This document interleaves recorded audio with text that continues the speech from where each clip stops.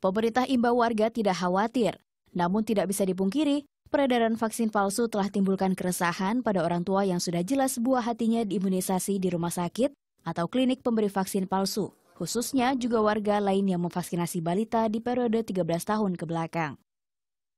Sejumlah kelalaian telah sebabkan kerugian warga.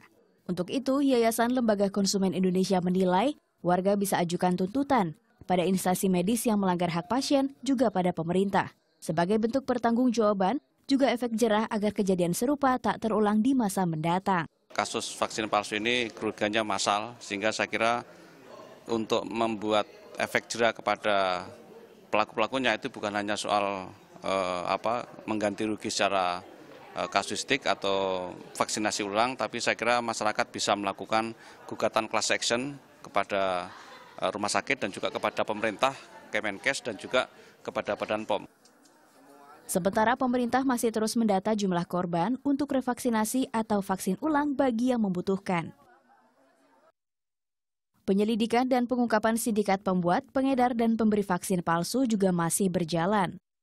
Sejauh ini polisi telah tetapkan 23 tersangka.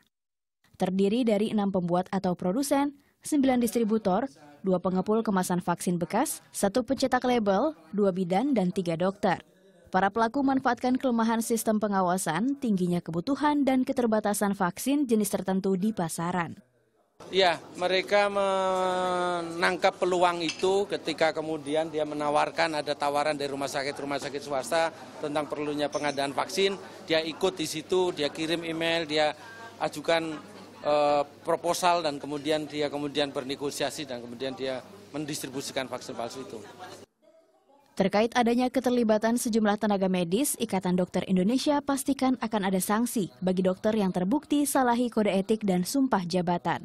Jadi kalau itu terbukti melakukan pelanggaran yang sengaja ini, pasti akan diklarifikasi oleh profesi untuk mempertimbangkan apakah dia layak sebagai praktek sebagai dokter atau sudah tidak layak lagi.